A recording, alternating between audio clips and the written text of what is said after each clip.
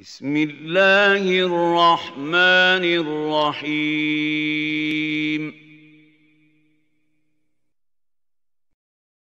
کیا ہم نے سے کسی نے بھی سوچا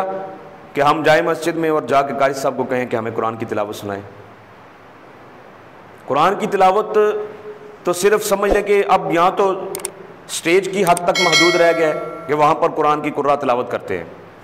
یا اس کے علاوہ مساجد میں تو میری یہ ریسرچ ہے، جہاں تک میں نے سفر کیا ہے اور جہاں تک میں نے دیکھا ہے، یہ اس کا مشاہدہ کیا ہے کہ تقریباً 70-80% مساجد کے اندر امام مسجد ایسے ہیں جن کو قرآن پاک صحیح نہیں پڑھنا آتا۔ اتنی گہرائی میں جا کے علم و تجوید جیسے دیکھیں، اب میرا یہ 65واں لیسن ہے، اتنی محنت کے ساتھ تو علم و تجوید کو بڑا معمولی سا بنا دیا گیا ہے کہ یار جس کا دل کرتا ہے وہ ناظرۃ القرآن کے ساتھ مع علم و تجوید بھی لکھ دیتا ہے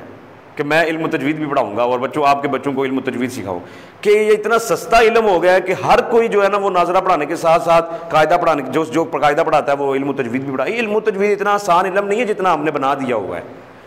سمجھ آ گئی ہے نا؟ تو یہ میں کسی کی دل آزاری کے لیے بات نہیں کر رہا ہوں، صرف اصلاح کے لیے بات کر رہا ہوں کہ یہ علم و تجوید بڑا خاص علم ہے، اس کے بغیر تو آپ قرآن ہی نہیں پڑھ سکتے صحیح تجوید صحیح تلفظ کے ساتھ، ٹھیک ہے؟ تو کبھی کبھار آپ بھی ایسا کر لیا کریں، مسجد میں جا کر اچھے قاری صاحب کا انتخاب کریں۔ یہ میری انتظامیہ مسجد سے گزارش ہے کہ آپ یہ تو دیکھتے ہیں کہ وظیفہ ہم نے دینا ہے 10-12 ہزار روپیہ، تو یاد رکھیں 10-12 ہزار 15 ہزار میں تو پھر آپ کو امام مسجد ملیں گے جن کو قرآن پاک بس سمجھ لیں کہ پڑھنے کی حد تک ہی آتا ہے، پڑھنا وہ بھی سمجھ لیں صورتیں آخری ہوتی ہیں، میں نے دیکھا نہیں ہے، یہ تو میں اپنی بات کر رہا ہوں، اپنی مسلک کی بات کر رہا ہوں، اہل سنت حنفی بریلوی کی بات کر رہا ہوں، جہاں پر مساجد میں بہت چھوٹی سے چھوٹی قرات ہوتی ہے، ٹھیک ہے کرنی چاہیے، یہ جماعت کا حق ہے کہ آپ تخفیف جتنی نماز مطلب چھوٹی پڑھائیں تو وہ زیادہ بہتر ہے، کیونکہ پیچھے آپ کے ساتھ بوڑھے بھی ہوتے ہیں، تو اس لیے آپ خیال تو کرتے ہیں، لیکن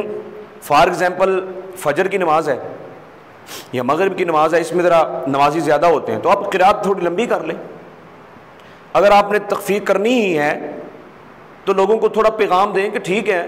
اس وقت نبی پاک صلی اللہ علیہ وآلہ وسلم کے پیچھے عورتیں بھی ہوتی تھی، بوڑھے بھی ہوتے تھے، سب کا دل کرتا تھا کہ ہم رسول اللہ کے پیچھے کیا کریں صلی اللہ علیہ وآلہ وسلم کے نماز پڑھیں، تو اس وقت تو چلو مانا جاتا کہ ابھی تو تقریباً یہ بھی افسوس کے ساتھ کہہ کس افسوس پہ روئیں، یہ بھی افسوس ہے، بوڑھے ہوتے ہیں تو بوڑھوں کی تعداد مسجدوں میں زیادہ ہے جبکہ جوان ہیں ہی نہیں،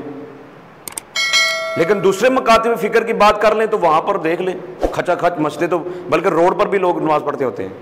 یہ کسی کی تعریف نہیں ہے، یہ میں کمی محسوس کر رہا ہوں اس چیز کی، لیکن خیر اللہ کریم ہدایت دے ہمیں کہ یہ کمی پوری ہو جائے۔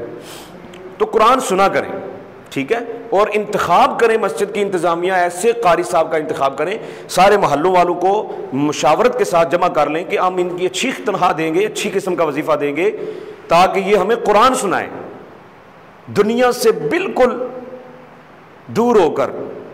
ہمیں ایسا قرآن سنائیں کہ ہمارے دل موم ہو جائیں، لیکن ایسا نہیں ہے۔ بہرحال